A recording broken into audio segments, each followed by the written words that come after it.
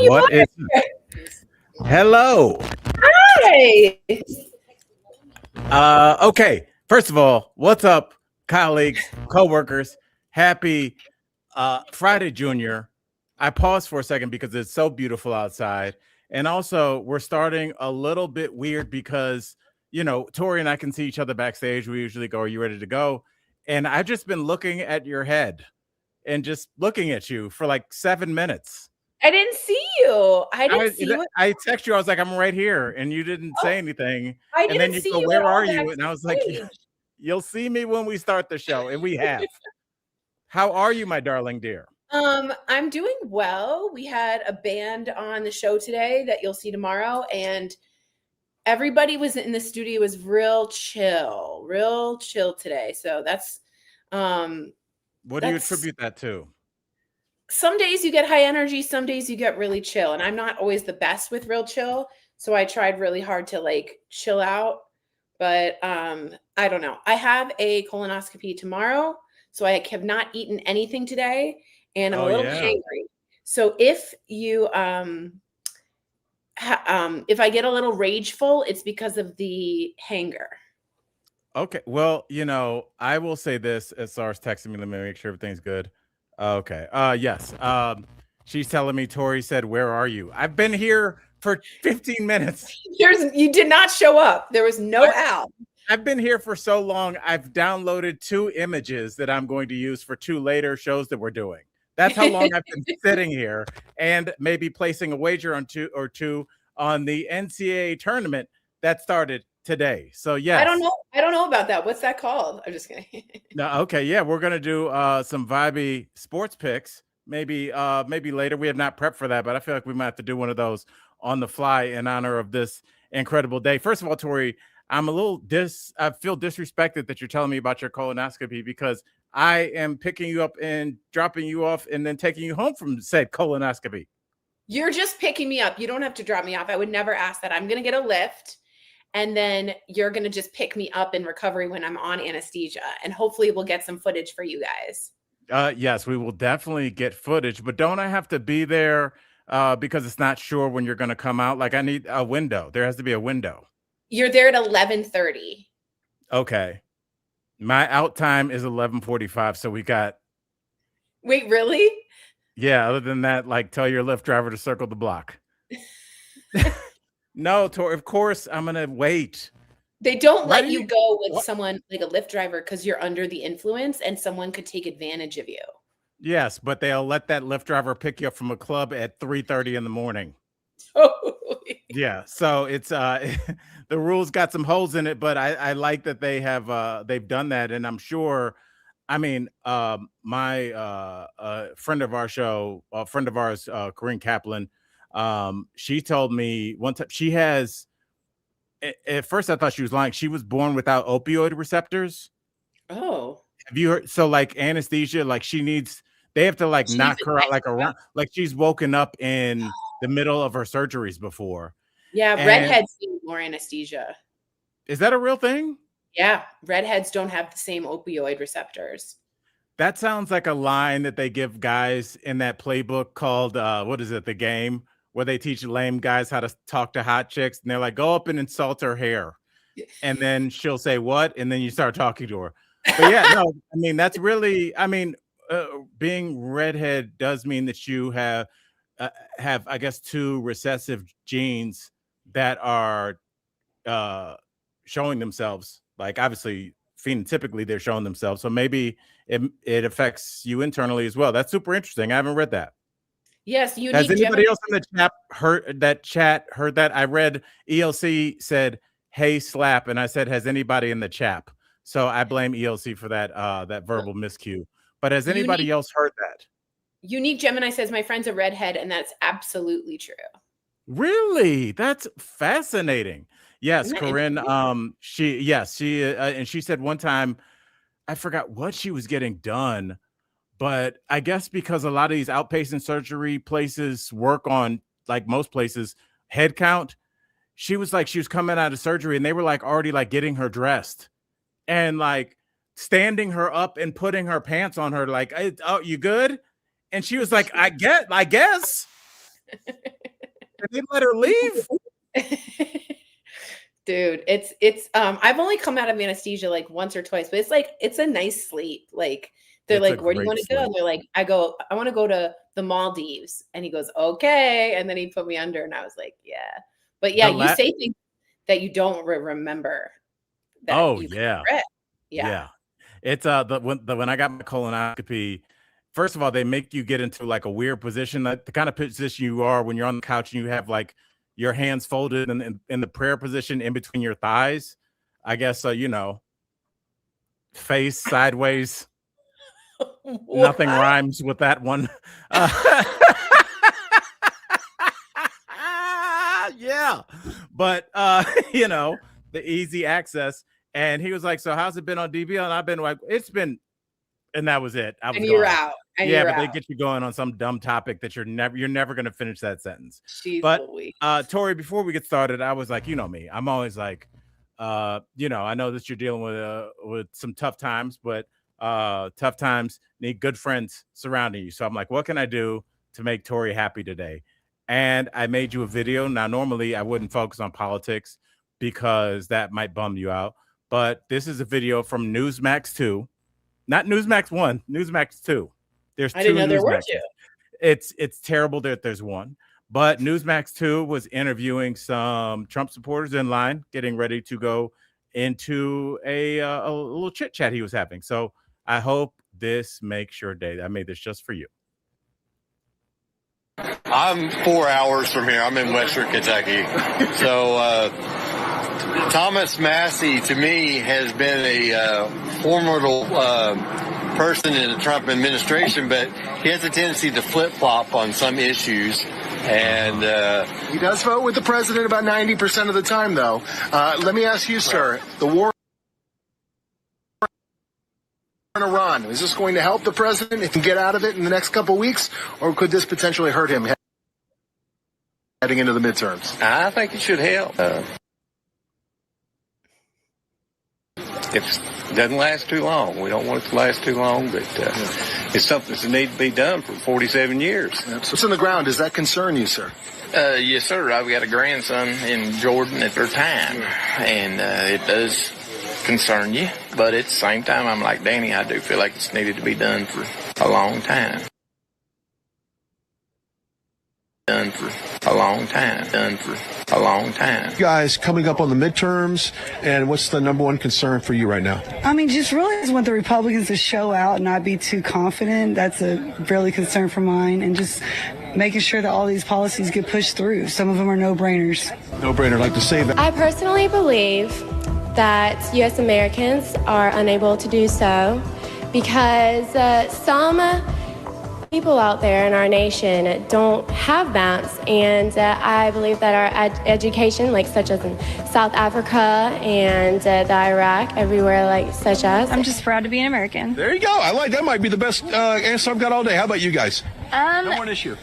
What do you think? Probably pro-life and stuff like that. And why should we pass the SAVE Act?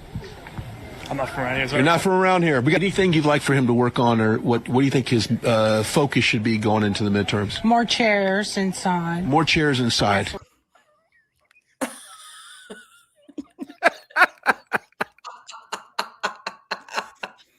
More chairs? Oh my Tori, God.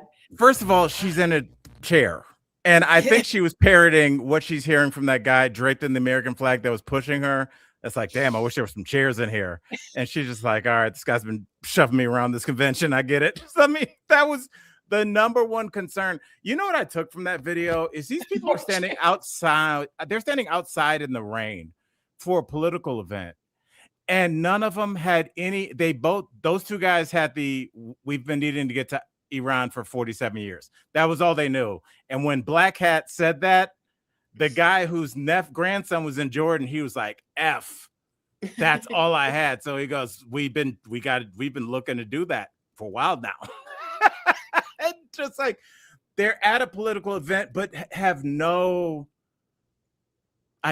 they're fascinating to me. It's so fascinating. They're not even like trying to use like political language to get through like tax cuts for themselves. They're just like, she wants some chairs. And this girl, the one girl was like, what do you want to do? And she's like, I'm out here for pro-life and stuff like that. Stuff like that.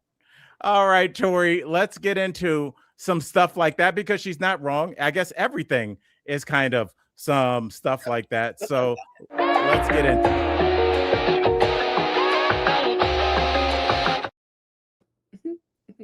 Tori, I assume that you have been following what's going on in Iran. So let's continue to talk about the disaster that a lot of people would be going over there. People were like, you shouldn't do that. He's like, I should. They were like, should. Julia just wrote, no one had any logical answer. Julia, nobody. You would think okay, 1 out of 10 people would be like, I have a farm. And even though the tariffs have hurt me, I understand they're designed to cause U.S. companies to start to produce these products, and we can make that money domestically. That's stupid, but it's an answer about tariffs. They were just like, that one guy was like, I can't speak on the SAVE Act because I'm not from around here. That's not how legislation works. Tori, what is your stance on immigration? I'm from DC. I don't know. Like, what? That's not, it's not, just say you don't know.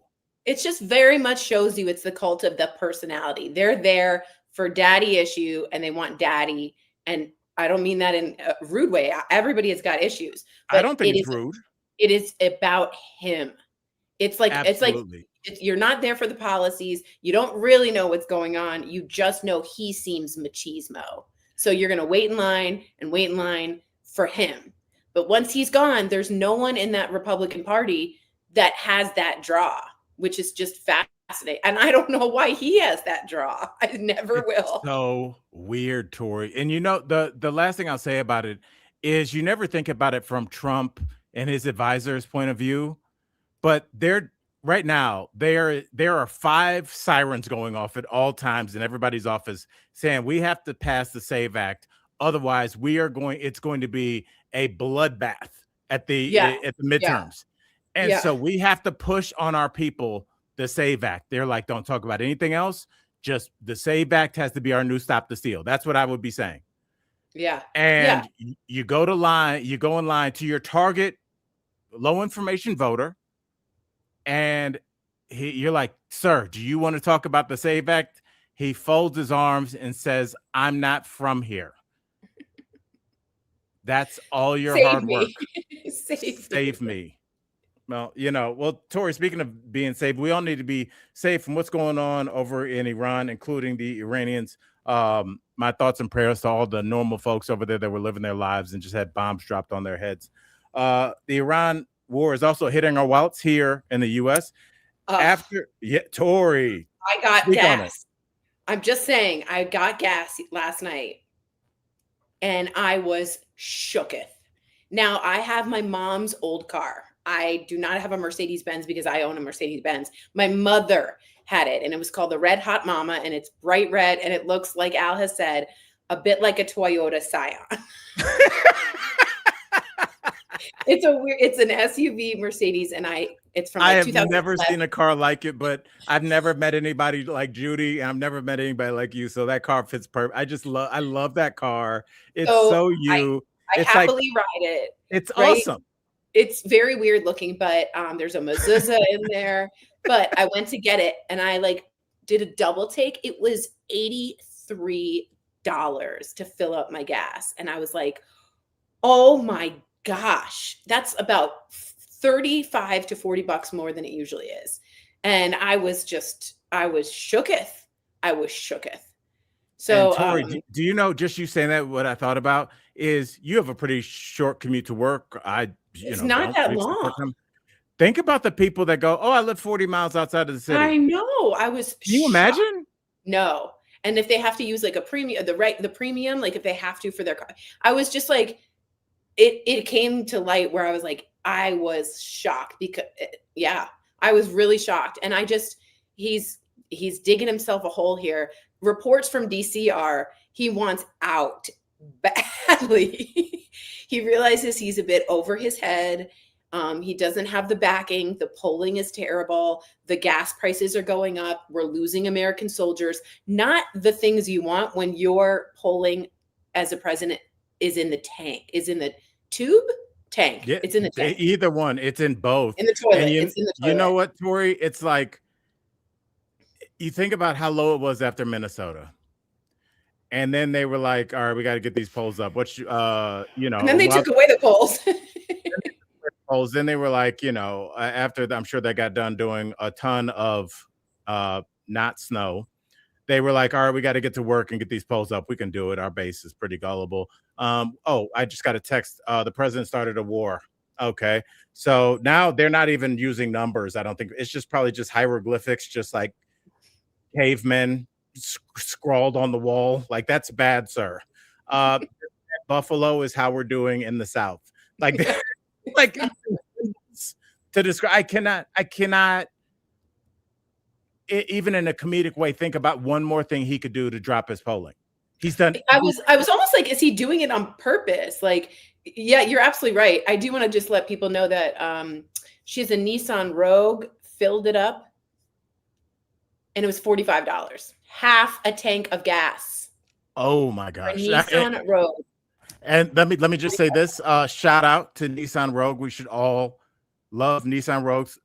Baby girl Sar Lamb was driving before she met me. She was driving her Nissan Rogue home to New Mexico, and she hit an elk in the middle of the night. A full-grown elk smashed her Nissan Rogue on a desolate mountain highway.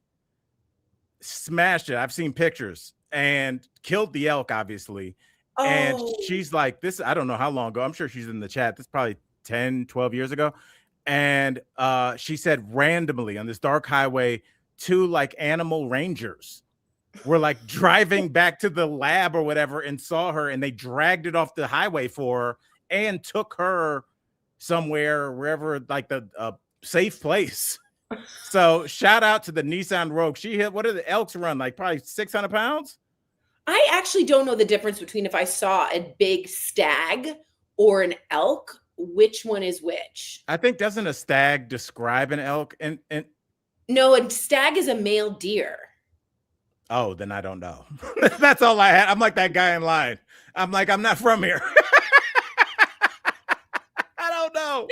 That's our excuse every time. I'm not from here. The thing is, I don't even look stuff up on the phone. I know the chat will be all over this. Chat, let us know the difference between first of all, how much does an elk weigh, and what's the difference between a stag and an elk?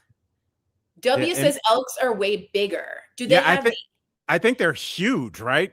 Okay, Shelly says they're huge. Do they have the antlers? Like, how do you know? Can you be a female elk? Sorry, I have a lot of questions. A stag is a male deer. Yeah, I knew that. But I'm just thinking doe, a deer, a female deer. So is that? That's what you call a doe. A doe is a female deer. And then a male deer is a stag, but an elk is different. Yeah, so Colleen says big faces and no tail. It's what a weird way to describe something. Yeah, well, yeah, but like, which ones are mean? Which ones aren't moose like mean as F? Moose are like seriously mean, I think. A stag. Yeah, I think you want to stay away from them. A stag wears the smoking jacket and has a mansion. That's so funny. Yeah, I thought the elk weighs about a ton. Oh, I thought Bullwinkle was a moose. I think Bullwinkle is a moose. Black Asian is saying, think of female elk are cows. I thought that was a steer. A male cow is a steer or a bull. Okay. Well, Tori, do you know this conversation is making me think about this? I did a show with comedian Kevin Fitzgerald. Do you know who he is? He's a famous veterinarian. He's a friend of mine. And I want to start bringing him on the show pretty regular to answer. I watched his show. Oh, really? Like we did a show together in Golden 2 weeks ago. I watched his like animal veterinary show. Also, he's lived the coolest life that anybody on the planet ever has. He was a bodyguard for the Rolling Stones. He's like Giuseppe's guy. Yeah, he toured with Elton John. He toured with Joan Rivers. and he just like is just chilling. I'm like, I told one of the other comics, Kevin is those guys that let you finish your best story at the party. And it's like, I was with Elton John once, and we were having high tea with the Prime Minister of Turkey. Do you want to finish, Tori? Something about Disney World? You fell down at Disney? Was that what was that? You're like, I'm all done here. Yeah. So okay. So okay, this is see now we're getting more confused. It's spilled over into the chat. Female elk are called cows. Oh, and did you know the reason that I thought about Kevin Fitzgerald was when we were doing the show, he was talking to me about obviously he showed me this picture and he was like, that's a beefalo. Do you know what a beefalo is? Are they beefier? No, they're cows that have been bred with bulls. There's nothing called a beefalo. I swear on my mother's life. Did I hold on? Now I gotta. Why do y'all? Has anyone heard of beefalos? I keep that same energy, buddy. It sounds a little bit like. Trust me. Do you think I thought that there was something? He was such a beefalo. You know, I can't. It's like now you're just like have to. Let me go down. Okay, people have heard of it. Okay. Yeah, and they thought it was going to get big in the 60s because I guess, you know, what is it? Bulls or whatever, they eat up a bunch of, they take a bunch of food basically to make them big. Beefalo just eat grass. And so they're environmentally better, but they didn't catch on. Clearly you don't know. And clearly I don't know. Let's get back to Okay, so Black Asian says beefalo are hybrid cattle, typically 3/8 American bison, 5/8 domestic cattle. They're bred for leaner, higher protein meat and hardiness. That's what I was trying to say, but I'm dumb. Thanks, Black Asian. We appreciate you. Weird. Okay. Yeah, so isn't that so interesting? Let me get they look interesting though, Tor. It's like yeah, but we were talking about this because for some reason we were talking about buffalo and bison. I was like, which one is found here? And then I was like, oh, can they still mate? And it's something that's called genetic drift. It's like if a singular population is separated by a landmass, like by Pangea or whatever, as the generations go along, they're no longer allowed to mate. Not allowed to. They can't mate with each other because they're so genetically different. It's really interesting. All right, let me pull up this beefalo and wow, this conversation has gone into such a different way than I thought it was going to. I know, but like everybody in the chat, they already know stuff in Iran isn't going great. But like, would you know that you were going to leave this conversation knowing what a beefalo looked like? All right, so all right, this is okay. It's being sent, and okay, here we go. It's super interesting, Tor. Beefalo. It kind of looks like how it sounds. Are you showing it? Yeah. Oh. Okay. Yeah, it's like a big cow. Okay. It's like a cow that was been in the pen for 13 years, just lifting and fighting his case. Yeah, he's on a little of the roan. He's got some roid rage. That's a beefalo. Yeah. Okay. Yeah. But he doesn't want to start anything in jail. He's like, I got 2 more years and I go see my kids and I'm not messing with y'all. All right, Tori, let's get back to what's going on in this world. And that would be Iran. Tori, what are your thoughts? Because you were saying that Donald Trump is trying to get out of this. And I'll tell the colleagues why. It's because Israel struck Iran's South Pars gas field. Energy prices jumped. Iran threatened zero restraint, and the Pentagon is reportedly asking for billions. What I saw was 200 billion. 200, Tori. More as Americans brace for higher gas prices. If this war wipes out the tax cut bump for regular people, do Republicans finally push back, or are they still all in like those people in line for Trump? I don't think a lot of people are all in even now. I think maybe the hardest core MAGA, the polling that I saw at last time was at about 17%. That's like for like great flavored things, like 17, like that's really low. Like that's quite low, especially for a war in the beginning. But as you heard, that guy goes, yeah, we need the war, but not too long. And you can hear the patience is already running out. It's been less than a month. It's, Right. they want an end to this. This isn't like a, let's go USA. We're going to save, we're going to fight fascism. I mean, there was a whole, ad production made to like represent World War II for good reason. I mean, they were mutilating and killing millions of people. But this war, I would bet you all of my money, no one could tell you why we started this war. There isn't any kind of like patriotic reason we're going there, other than Israel wanted the war, which is interesting. But at this point, Trump, like Bam Bam, how I've always called him, he moves on quickly. And if things are dragging and they're not doing well, like the ballroom's not getting finished. Like it's just hanging there with all this. Yeah. Like he just moves on, kind of like ADHD. And like this war didn't bring him the distraction that he thought, or the polling numbers didn't go up. Hegseth looks like a mess. And I think I just don't know who this is popular, to be honest, with at all, even within the Republican Party. So I just don't see this as doable. I don't think they're doing it well. I think this is a losing proposition for just about everybody. So so I'm confused. And it's like it's a losing proposition that didn't have to be. Sometimes you are a president that has to stand in front of the country and be like, look, no matter how you feel, we're kind of losing Vietnam and we need to pull out. Sometimes you're Jimmy Carter that's like, look, America, I hate to tell you this, but we are not some nation that's been touched on the forehead by God. We got to make some serious changes if we want to be economically viable.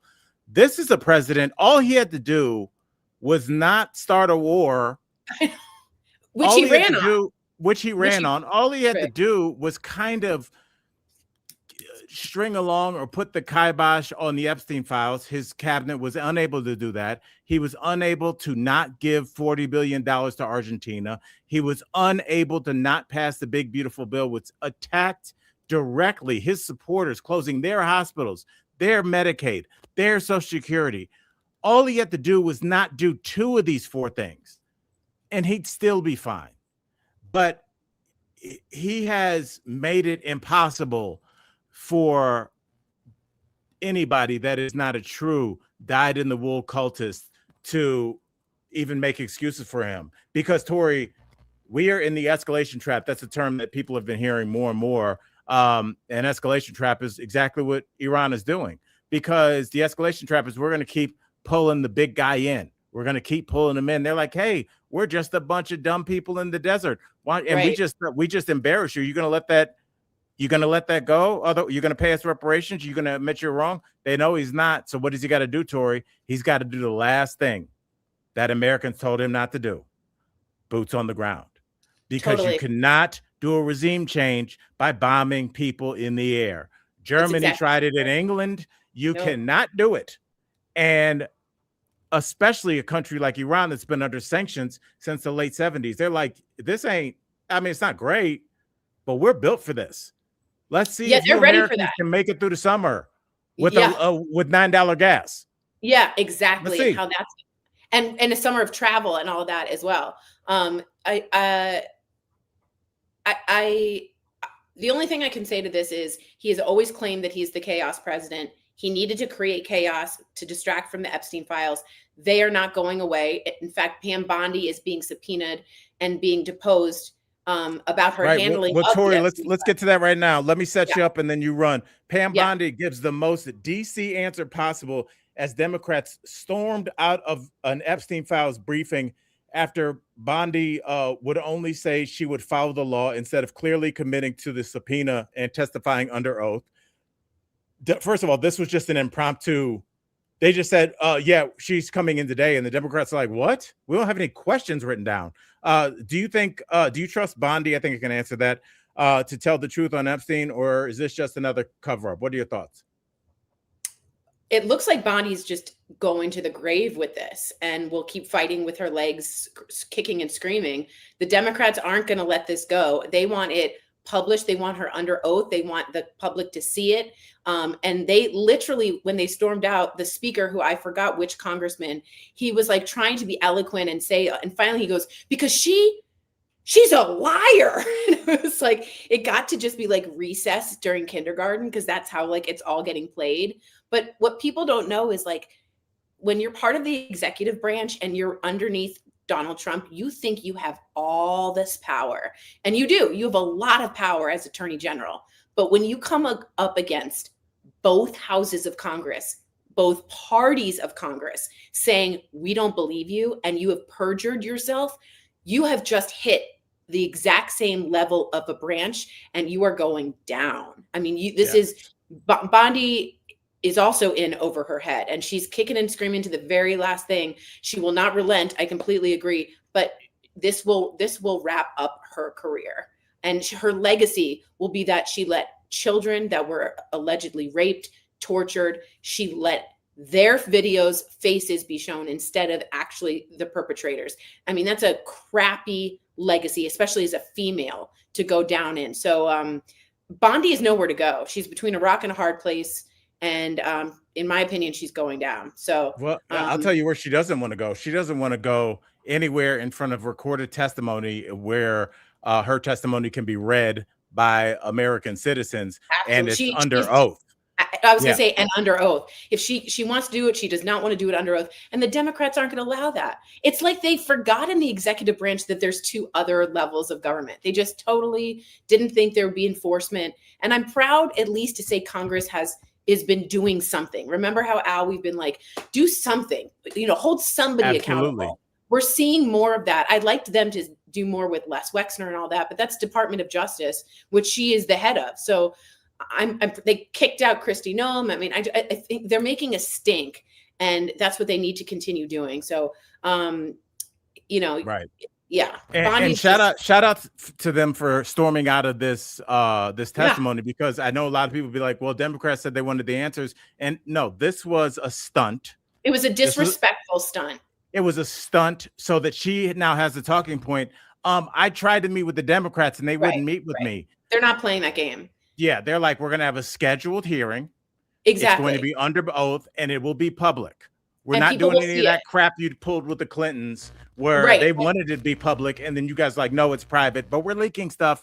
People are tired of these games, especially when it comes to young kids, and especially because there's also going to be boots on the ground, and especially because they're going to be paying higher prices at the pump. And also don't forget higher prices at the grocery store, Tori, because the fertilizer that the farmers that we all love, that it's on every stupid political commercial. I'm a farmer and I voted for this administration. Well, you don't have any fertilizer now, homie. Yeah. Because if you do a little research, that comes out of Iran too. Yeah. So we'll see when people are paying a ton of money, Tor. It always hits the wallet, but I do want to say that you're so right. It's the younger people that don't want to handle this anymore and allow it to happen. So in the line of the guy that was like, she's a liar, you saw Congressman Maxwell Frost. He's the youngest congressman we have. He is from the school shooting type of generation that I say needs to come up into Congress. So you're seeing young Congress people as the people that are lining up for the press conference. And that's a good move by Democrats to show that like, we're on to you. You don't have this. I do want to share. Joyce Beckford says she'll end up like Rudy when Trump is finished with her. You're exactly right. But I did want to say there was a woman, Al, I don't know if you saw her. She was like, I can't believe the gas is so high. And they're like, and how many times did you vote for Trump? Her. And she's like, I voted for him 3 times. So I guess that makes me the idiot. Yeah. No. Yeah. And that viral video that I'm sure all the colleagues have seen, I should have had it queued up. That video is from Central Pennsylvania, which last I checked, Tori, is a swing state. It is the swing state. We've now learned to win, you need Pennsylvania. And that's why I think you're going to see Josh Shapiro on a ticket at some point, because he's a governor from Pennsylvania. Yeah, I mean it's a big deal, and I've never seen a government kind of flail the way this one has. But Tori, just because you said Josh, we're going to do a quick flip, and we're going to get to another story. I don't. We don't have something that says what infamous people are doing, so I'm not going to use that one. This guy's.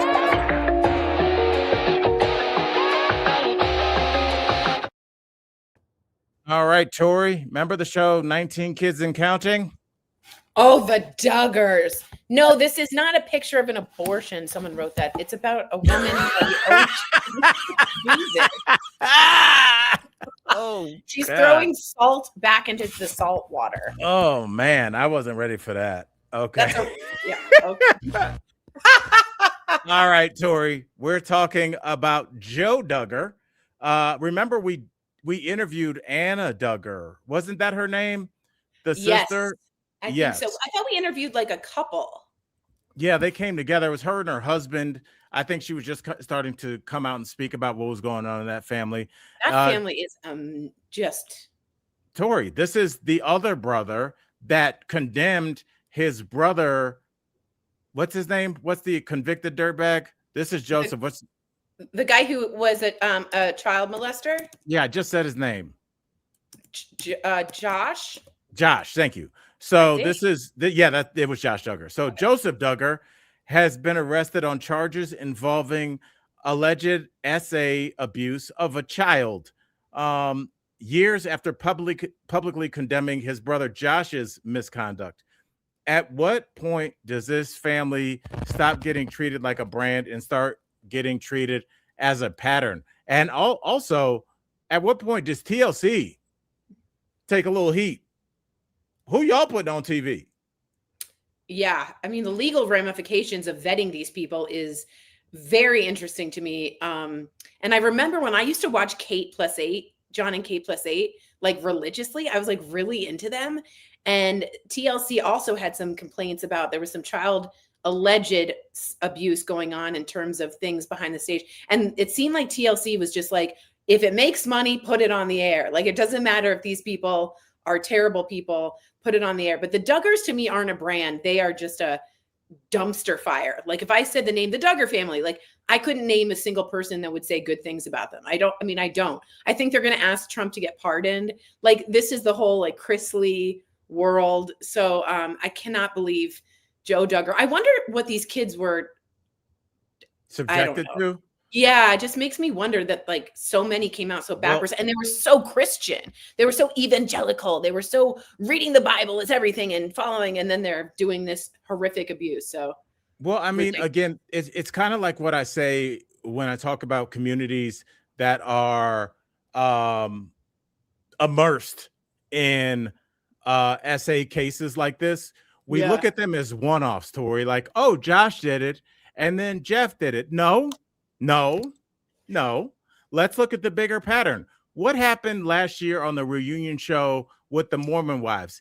Every single one of those girls said that they were SA'd as a little kid. Every single one. Very few stories about it. They were like, great episode. I was like, excuse me? Yeah. Now we have a family that has been pushing this, have a bunch of kids, have a bunch of daughters. You know me. I don't drink. I do deep dives, Tori. That's what I do. Do you know why they have a bunch of daughters, Tori? So that they can trade them. They can trade them with their other disgusting men. Why do you think all these communities are set up behind a rock 90 miles outside of Salt Lake City? Because they're doing something good? Yeah, they don't educate these girls. A lot of them do not have a driver's license. Right. And why is that important? They can't get away. They're not educated. They me and Sar, we watch Breaking Amish, and it's kind of the similar thing. Keep the women dumb and sweeping and having kids. One of the women that tried to leave, she did leave Mormonism, Amishism, whatever you call that, the Amish life, and she tried to get a GED, and the teacher who was like on her side was like talking to the camera like there was no foundation to learn, Tori. She didn't know she didn't know what the planets were, and she didn't know what a conjunction was. Because they're so poorly educated. And but the last thing I'll say is the reason that they want them poorly educated is, Tori, if you're not educated and you are SA'd by a monster in your community, when you go to tell somebody, sis, what do you tell them if you don't know the word for even your own genitalia, for what an assault looks like, what it feels like? you don't even have the language to get the people that need to be in trouble. And that's where the Warren Jeffs of the world and all these guys come from. So we need to understand that this is a symptom. This is not a bug in the feature. This is on purpose.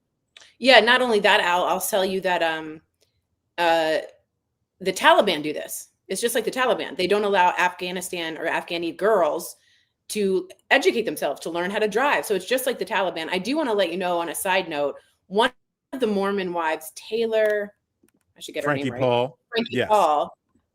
She had been accused of domestic violence, and just today, TMZ released the video. Oh, hi, Michael Dean. I'm so sorry I'm late. I apologize. That's okay. First of all, Michael Dean, the colleagues love you just like we love you. So I'm just glad you popped on. Yeah. Your dad just left. I'm going through some things, guys, but my family's here to help. Anyways, I want to talk about, Tori was talking about, because I'm sitting here with my other window open watching the video. Yeah. I don't know if you've seen it, Al, but I didn't see it yet. Oh my gosh. So TMZ released the video of Taylor Frankie Paul and this domestic violence situation. Al, she, like, her, what is it? Her, was it her husband or whatever? Dakota is with her. Dakota and a child. Baby daddy. She is throwing stools, trying to hit him with it. He's like, just let me leave. She tries to kick him. Multiple stools. She's throwing them. Apparently, at one point, her daughter gets hit in this video. Yeah. I've watched a minute of it. It is 3 minutes and 24 seconds long. ABC, Disney, Discovery pulled the whole season of The Bachelorette. There's no more Bachelorette as of this afternoon. Premiere. Which is their biggest show, by the way. Now, I spoke to their flagship show. Go ahead. It is the show. Now, I spoke to Kelly, who has worked with us on DBL, and she is all in this. Oh, yeah. And apparently, we should have her on. I know. ABC knew of alleged DV or domestic violence threats that she had already done something to someone else. But now that the video dropped, they have just announced that they've canceled The Bachelorette, which is an enormous amount of money that they are losing, but for good, of course. I'm not saying that's a bad thing. It is hard to watch. The link is in the chat. It's a trigger warning if anyone has dealt with abuse. It is hardcore, and the child gets hit. So it's about $2 million an episode. Yeah. It's like crazy that like ABC canceled. They should have done it before, because again, there was allegations beforehand, but she was on Mark and Kelly. She was doing the round. She was trying to explain herself. The video drops and you're out. Mark and Kelly interview, because I did. Yeah. And they treated her like Balky from Perfect Strangers. Like she just like, they were like, are you having a good time here in human world? She's like, it's a lot. I don't know what she was on. But I've been around a lot of people that have been on medication prescribed by a doctor and self-prescribed. She was on something, because she was floating in that interview. And you could tell the interview was weirdly short, because they know. There was like a glitch in it. There was a weird glitch, people said. Yeah, they had the same thing in the Epstein tape at jail. Yeah, exactly. And I do want to say that I'm happy they're holding her accountable, because it's not just men. It is also women that have hurt people. Now, a lot of people, and I agree with this, Colleen Kennedy says she really does need mental help. She should not be around children. So domestic violence in any way is unacceptable, but she clearly needs somewhere to go to be held safe and to get herself back into a normal place. But Disney waiting for the last second to cancel this show with that video. There's no way back after that video got leaked. You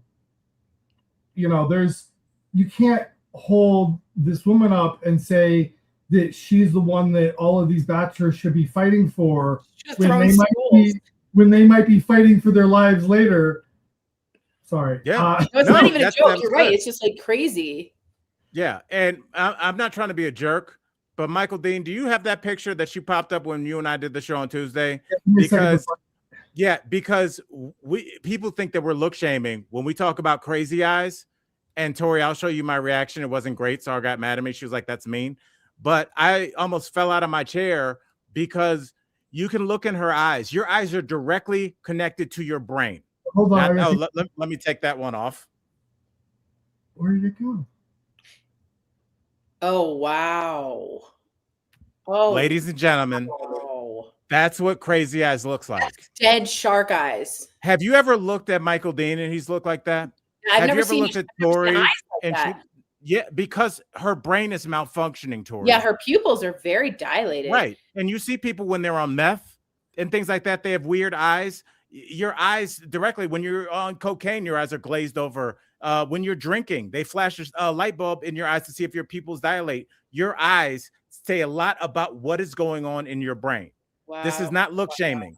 And those eyes say, hand me that bar stool, homie. And let me tell you this, man, Michael Dean, you could speak to this better than I can, bruh. There's going to be some fallout for this, cousin, because some heads are going to roll. Somebody's going to get fired for this. Well, I wonder if they sue her. Yeah. Well, ABC's going to have to let some people go because somebody picked her and took the risk and fought for her in a boardroom. And she didn't probably write this down on any sheet. The moral clause says she had to have done that. I mean, she could be sued out the gazoo. So apparently they've already cut all the production staff and all of the people that were working on the show. So all of those people are out of the job. That's the other thing that I read that was interesting. So only Sunday night's episode was really in the can, but I'm sure they've shot most of it. So there's that. The other big headache that they're in is that their flagship of all of this, because remember, Bachelorette's kind of like the companion one. The Bachelor is really where the money is. And the Bachelor gets picked based on audience action from the Bachelorette, which means that they probably will have to postpone or not sure what they're going to do about the Bachelor. And it also means that they're probably going to have to go back and pick one of the previous Bachelors on the other show, someone that is known. So that's up in the air. The other thing that I thought was really interesting, all of the hotels, all of the airlines, all of the jewelry company, all of the whoever helped with wardrobe, all of the trade outs that Disney arranged or ABC arranged for the show, right? All of that, those items and those places and those locales and the flights, all of that is given for free by, United or Secrets or whatever that's gifted to the show as a trade out in return for promotion. Well, none of that promotion is happening. So now Disney and ABC are on the hook to pay for all of that. Who vetted this woman? I mean, we saw she had alleged assault before. Like, who was like, "Yep, that's our girl." After seeing that's what I'm saying. There are going to be some heads to roll because they all knew this is not new. They knew about this video. What they were banking on, and Michael Dean, I want to hear your thoughts working in TV forever. Is they're like, this is my theory, Tori. They were just like, we can get Tori Shulman to do the Bachelorette. She's gorgeous, she's smart, she speaks different languages, blah, blah, blah. We have her. Let's get somebody that moves the needle. She's a Mormon. She's out here stalking and kicking it, swinging, multiple D's in the face.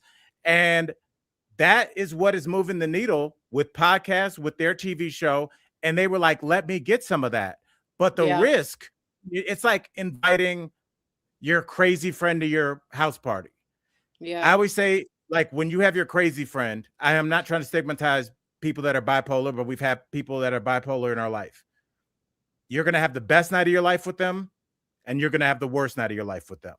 Because when it's good, your fun friend got you backstage with the DJ, and you're taking pictures with T.I., and you're like, how'd you get backstage? They're like, don't worry about it. The other side of that coin is this.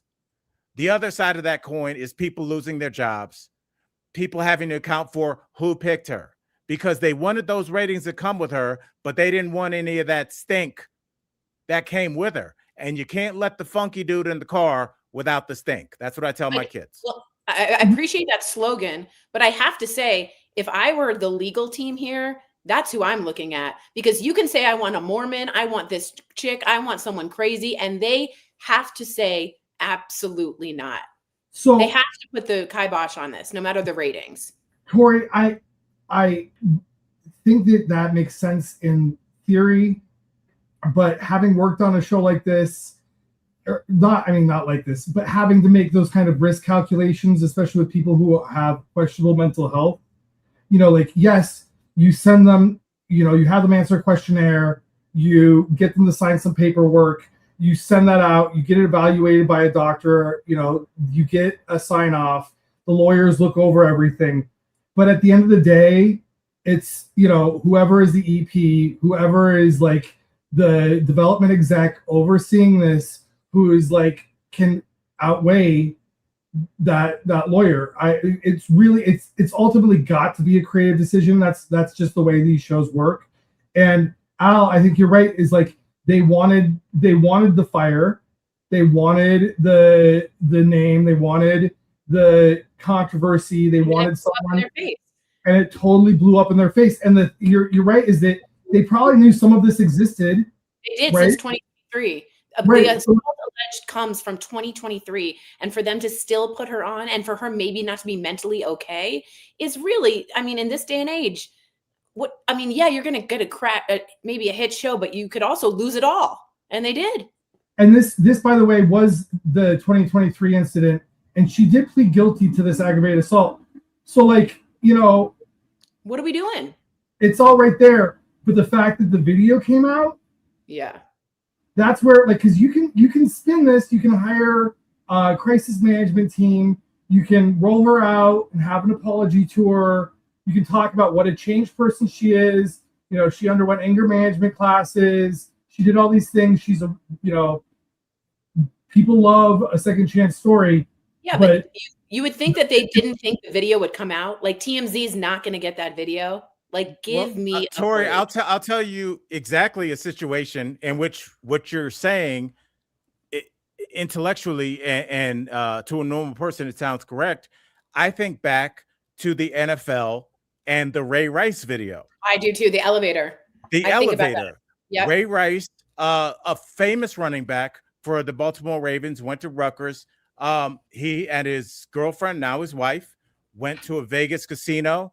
They got into he assaulted her in the elevator, but the only thing that was released initially was him dragging her lifeless body off the elevator after he had knocked her unconscious. And so the NFL was like, we got to do a little risk assessment here. We don't want domestic violence to be associated with our brand. So we're going to give him like a 4-game suspension, but like, nobody knows any the wiser. We're the NFL. We don't know what happened in that elevator. Neither do you. And smash cut to a month later, that casino closed. Yeah, there it is. Look at those eyes, Tori. Yeah, that's bad. For anybody that says we're look shaming by saying crazy eyes, this is what happens when you get somebody that is mentally unstable, that gets ratings, and you push them until this happens. She probably knew this was coming out, and that further inflamed whatever the hell else was going on. But to finish up the Ray Rice thing, the casino that had that videotape that sat on it was closing. And the security guard was like, well, I'm about to be out of a job. What's a quick way to get $500,000? Oh, do you want to see the inside of this elevator? TMZ, and here comes the NFL. Now they got to do a mea culpa. Like, we know. These companies all know everything. Absolutely. Not only that, think about Diddy. Like, as soon as we saw the Cassie Diddy video done, like, in terms of the general public, we were all like, but this. And as soon as I saw that, I was like, like, if there was no video, it changes the whole game. But it's the video that is like, well, you can't, there's no denying. It's the same thing with George Floyd. It's the same thing with, Alex Preddy and Renee Good. It's like, imagine there were no videos. And that's what happened to Emmett Till, right? Yeah. Like, you just have to believe what they say happened. So again, this is part of your civil rights right here. I always say it. Yeah. You brought this up on Tuesday, but I also think in all reality that we too bear some culpability in this, because I'm telling you, we love to watch tabloid television. The people love to see hot messes on TV. It's Michael Dean. Tell Tori your story about the Octomom really quickly. Any colleague that didn't hear it, you guys need to hear this, because I think it's so interesting from somebody that lived it.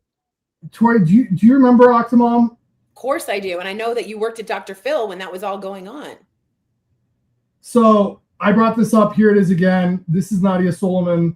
This was her when she was pregnant with 8 children at the same time. All of them lived. The story goes, I believe, if I remember correctly, that her fertility surgeon and her implanted 12 embryos, which I mean, to me, it seems like malpractice. Yeah. But when this picture dropped and TMZ picked up the story, huge news, and somehow I managed to book her and get her on the Dr. Phil show. And, you know, I think I did 12 episodes, 12 Dr. Phil episodes with her that season. And which meant that, like, we had to have a storyline. We followed her through all of this. Dr. Phil met with her. Dr. Phil she ended up getting a house. I'm pretty sure that it was part of the financial arrangements that went on, you know, behind the scenes, above my pay grade, to keep her coming. You know, Gloria Allred got involved because there were all these mom groups that, you know, were outraged by what happened, and how could a woman who made this kind of decision about, you know, she already had 6 children. So, like, you know, how does one woman take care of all this stuff? It turned into this whole big arc. Highest ratings for Dr. Phil for the entire year. Wow. Highest rated show. But we were dealing with a woman who, you know, of serious questionable mental health in the worst time of her life. You know what I mean? Like, where I don't know what postpartum is like, let alone after 8 children. But, like, you know, and I knew all along as I was doing this and as I was producing it, that this, like, I was exploiting this woman who was not mentally well in exchange for ratings, because this is what the people wanted and that's what they were watching. So first of all, thank you for being honest about that, because that does really color the story, because it's you involved and we all know you're such a moral person. But the difference here to me, Michael Dean, is one is illegal, which she did, the Taylor, and one is unethical. And you can question that, right? Like the doctor who did that, this isn't an illegal thing to do. You could question the morality, the ethics of it. But if someone agrees, I am healthy enough to do this, and the doctor has agreed, and I'm set up with enough, what you did was that wasn't an illegal act. So I'm trying to give you some more grace, but I do hear what you're saying, that, like, you put someone questionably, you know, maybe not all there. That is what reality TV and what Dr. Phil runs on. But again, it's in an ethical state versus like an completely illegal state. So ABC, well, you know, I don't know what they were thinking. Sorry, go ahead. The line that really for so long governed this on daytime television was Penny Jones' situation. It's a great call. That's a great call. Where she had a guest on, there's a confrontation, and later that guest killed themselves. Yeah, and there was also one, I believe, tell me if I'm wrong, Michael Dean, where a guy came on and told another gentleman, I've had a crush on you, and that guy ended up killing that other gentleman out of rage. So it does turn into clear and present danger in some ways, of imminent threat, you know? And then also the question of where is the culpability in a situation like that. None of that would have happened had the show not intervened. 100%. And that was this like line that we always held up as like something that you never want to have happen. Let's be honest, less so because of the people involved who get hurt and killed, but more because it would mean you'd lose your job and the show would get canceled. Yeah, there's the culpability. That's where the legal team comes in, where they're like, we need to be heard as well.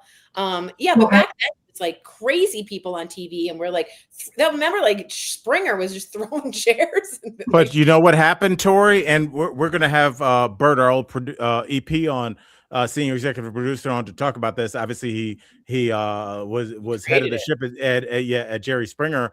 Was, for as much as we were like, they're throwing chairs and throwing punches, guess what? They passed Oprah in the ratings. And it's like Michael Dean said, and we've been saying, you know, it's like one of my favorite lines. There's a Spike Lee movie called Mo Better Blues, and it has Denzel Washington and a young Wesley Snipes, and they both play the trumpet in this kind of nightclub. And Denzel Washington characters like, well, there's too many white people coming. We want some black people from our neighborhood coming. And Wesley Snipes is like, you know, we don't play the music that they want to hear. If you play the music that they like, the people will come.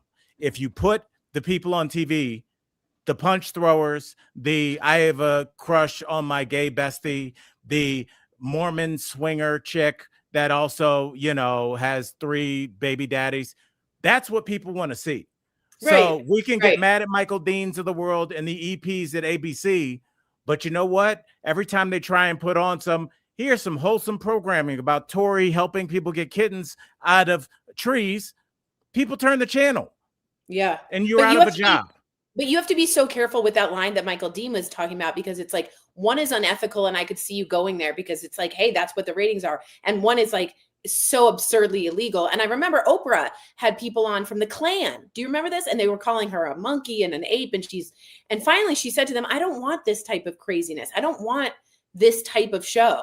And so she fundamentally switched her show from that. And some people went the completely other way, which is, yeah. So, quick, Tori, you were right. It was this fatal shooting that happened 3 days after the episode, where there was a secret same-sex crush that was revealed. Yes. In 1995. Yeah. That was the end. That the guy who's Scott Amador. Yeah. Yeah, I remember that so clearly. And Jenny Jones was like in shock. I mean, it wasn't. She took the stand. Do you remember? She testified. Yeah, absolutely. I mean, that was and that's what can happen when you push people to that level. People want to see you at the very limit of where the human experience goes, and they want to see it. And that's what happens especially during that moment that you hear your husband is cheating with your sister. Yeah, they want or to you're see not Tori's the dad. face right at that moment. You're exactly right. Okay, let me sneak this story in before we get out of here, but it really applies to what we're doing. Michael Dean, stay and hang out. Woo! All right. Yeah. Tori, it appears the price is wrong. Former models from The Price is Right say harassment was brushed aside during the Bob Barker era, and that even the so-called 10-second rule felt like a joke. First of all, what is the 10-second rule? What is it? I know what this is. So from what I read, basically the women were so uncomfortable because so many members of the crew and staff would just gawk at them and would keep staring. In response to some of the pushback from the models, they instituted a 10-second rule, which meant that the men were only allowed to gawk for 10 seconds. I'm sorry. I don't know why I'm laughing, but it's so ridiculous. That is so absurd. And I remember in Family Feud when the guy was drunk and like holding on to the women and kissing them. Back then it was like that was terrible. I do want to bring up real quick, Al, that Cesar Chavez has just come out. We've learned that he was abusing women, and already Gavin Newsom is thinking of removing Cesar Chavez Day, and boulevards and things are going down. So wow. Just here in Denver, they've renamed the park. It is no longer Cesar Chavez Day. Right? I read that it's Si Se Puede Day. And the Cesar Chavez Park, which is in the Berkeley neighborhood, Tori, that's my neighborhood. Yeah, they had a bust of Cesar Chavez that was named already. Graffiti has blacked out. It was right on Tennyson. It was really, really cute. Taking down the bust. The mayor had a big thing about it. Wow. They're having to redo all of this. And you know what really pains me about that? Sorry to get away from The Price is Wrong. But he really led this whole movement and was, celebrated, and people had so much pride. I can't think of how, generations of people drove by that park. They were proud of that bust that was there. He started this labor movement. Right. It really meant something. And it's all like, I hope, if anything, it starts another conversation rather than just killing the movement, because the movement can't just be one person. And that's part of the problem when we say, when this ends up happening, because people are human. I mean, that does not mean abusing 12 and 13-year-old girls is okay. Yeah. I can't believe that it took this long for it all to come out. Yeah, not only that, Michael Dean, I do want to also say, like, I hope this goes on to say what other political leader was abusing and hurting 12, 13-year-old girls, because somehow we've taken action and responsibility now, and yet we're letting one person just completely go. So I just hope this brings back up the Epstein files again and again and again, because it cannot be let go until we put those perpetrators away. But yeah, big news for people who had a lot, you're right, a ton of pride about that movement, and now it's muddied. It's completely muddied. Tori, and MD, I'm going to say this, man, and we can run after this because it's we're going over time. And I really talk about like personal conversations that I have with people. But I was talking to my homeboy Don on Monday. He and I just have philosophical conversations about this world and where we are and how we view it. And I had just parked at Walmart. Sorry to brag. And we were talking about the prevalence of SA in the world. And I told him that one story I always think about from DBL is the story about the Boy Scouts, where they had 86,000 credible accusations. And I think, like, you know, we did the story. I don't think we got one comment on it. You know, then if you look at our lineup today, Pam Bondi talking about adjacently SA, Cesar Chavez talking adjacently about SA, Frankie Paul associated with a community that is dealt adjacently with SA, Josh Duggar, a community directly and with a community that is directly SA. Is it that we are doing stories about SA, or periodically we're just doing some potpourri stories that don't involve what seems to be the basis of human culture? This is international. It is everywhere. It is in the church. It is in religion. It is in entertainment. It is in politics. It is in finance. The head of the WWE defecated on a woman's head in the office. What are we looking at here? Because we keep doing these stories, and I feel like we're just turning a flashlight on and being like, oh, the Boy Scouts, oh, models, oh, the church, oh, the Mormon wives. Maybe if we turn the light off in the house, we realize it's the whole house. Mm-hmm. Because it's really every single story that we do. And we're talking about what do we do with these holidays and what do we do with these TV shows. And it's because if we took care of everything, if we erased everything, what would be left? And you wonder why women don't speak up or hold keys in their hands when they go home at night. Every single woman you know has been scared at night. Every single woman, your sister, your daughter, your cousin, your grandmother, your mother, we have all been terrified before. And so it's and maybe this comes from the president down, because we're talking about assaulting at the highest level of government, kings, royalty, the Norwegian prime minister, you know, like maybe that's allowing us to discuss more SA and discuss more about that. But what's interesting to me is who is taken accountable for it, right? Like who actually has motion put in to take accountability and prove guilty, and who just gets away with it. You know, who the people that are not affiliated with major organizations. So when you have something like To Catch a Predator, remember that old TV show where you had to sit down he turned out to be a predator. Yeah, remember? Yeah. And so, like, if you're just some dirtbag wearing sweatpants watching Nickelodeon, which we haven't even mentioned, how'd those kids turn out? How does Amanda Bynes look right now? Yeah. What happened to her? LaBeouf, all those kids. All of them. Orlando or Brown, whatever that kid's name is, the black kid. He plays my favorite part as Tiger in the movie Major Payne. That was my dad's favorite movie. I always think about him when I watch that movie, and he has lost his mind. Yeah. All of these kids. And remember Corey Feldman, Al? He kept saying it. There's a ring. Elijah Wood. There's a ring for pedophiles. There is a ring. They were saying there's an island. They were saying there was an island. No one believed them. They thought they were crazy. And like now we're starting to hearing about that over and over and over again. So it's kids in vulnerable positions. It's women in vulnerable. It's men in vulnerable positions. By people Fish CEO. Yeah. Yeah. So it is Yeah. So it's scary. It's scary out there. But I'm glad ABC did that. I'm just wondering why it took so long. Yeah, they heard it was going to come out. I mean, trust me, they didn't get develop ethics right at the end. Like, you know what? I feel bad about this. They tried to smash that chick. I think the only other question is, and really quickly, I'm gonna hit you with this: is this gonna blow back on the Mormon Wives franchise? Because the Bachelorette is gone, but can they keep doing that show? Because this is gonna affect all those other girls. Because 2 of them were on Dancing with the Stars. They got makeup lines and they got babies. She's in Broadway right now in Chicago. She's doing very well. One of them, Bailey. Grand opening, grand closing.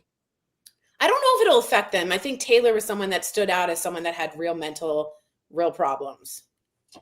Well, they paused the show, right? So I don't think it's going to go forward, and I don't think she's going to be welcome back, at least not until there's that requisite period for her to go and heal herself. Yeah. I mean, but like the thing is, and Michael Dean, it all comes full circle in terms of like, we like to watch chaos on TV. If we don't have the person that's acting kind of nutty, what are you looking at? 5 influencers? I would rather stare at the wall while a man hit me with a shovel. They're boring. They don't have any personality. That's part of like how they're raised. So like like any reaction, you need a catalyst to cause the reaction to happen. But if we keep raising the bar with that, Al, like now we're getting into like abuse. I mean, if we still need more drama and more drama, it's like not just Octomom. Now we're like, let's get a murderer or let's get someone who was like violent. You have to keep raising that bar, which is very, very scary. Well, lastly, Tori, let me ask you this, girl. Do people care? Because Josh Duggar, that scandal dropped, and all those fans, which I'm sure have also had some interaction with that community, the way they brushed that off, they immediately, TLC was like, waited a year and dropped another season. 20 kids and counting, and their fans were like, cool. That was weird. I mean, it's still on. Am I right? Maybe not after this, but maybe. Is that what it takes to get your show off the air? 2 essays? I thought it was still on. But yeah, The Bachelorette has been canceled, Lucy, if you hadn't guessed. It's and then you wonder, when do we need to stop topping the drama? Like, when does it come down where we watch Antiques Roadshow, British Bake Off? When I'm in a full body cast. No, like we got to get back to grab the remote. Corey, have you started Scarpetta yet? I auditioned for Scarpetta. Yes, I did. I've read every book. I love Scarpetta. Patricia Cornwell, great author. I auditioned to be Nicole Kidman's mother in a flashback, news flash. I didn't get it. Oh. You could be Nicole Kidman's mother. I think I could. No. No.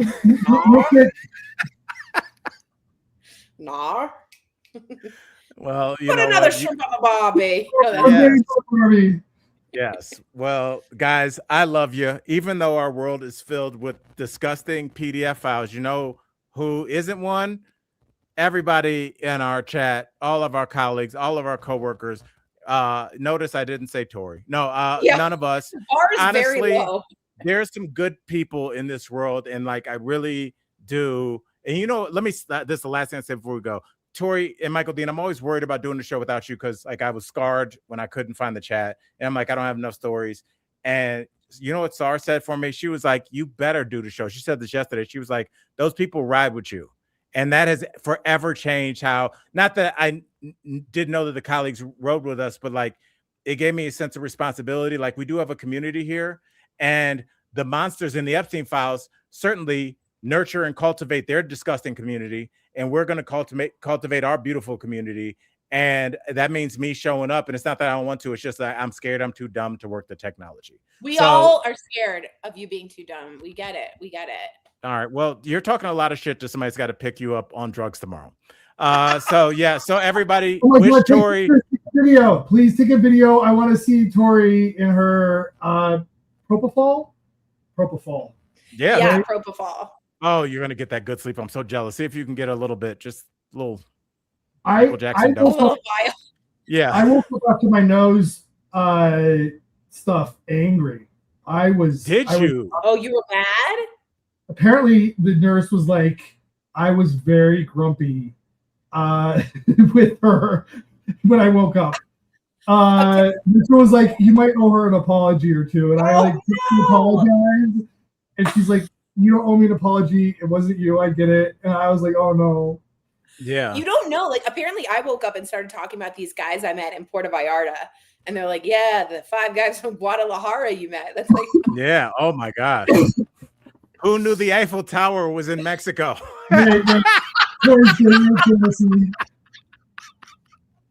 oh my God. Yeah. So thank you for praying for me. That means an incredible thing. I'm trying to spread awareness and not be TMI. I just want people to get them regularly. Absolutely. And to push the stigma. And so I might be doing a reel about it. Who knows? But it's important, you guys, because I had a colorectal surgeon on, and he said as soon as you get into stage 3, stage 4, it's the survival rate goes way down. But if we can get 1 and 2, it's so much better. And you know, I had some symptoms, and I was like, I called him, and he was like, you better come in. We're doing an endoscopy and colon. And I said, you know what? Let's just do this. Let's do it.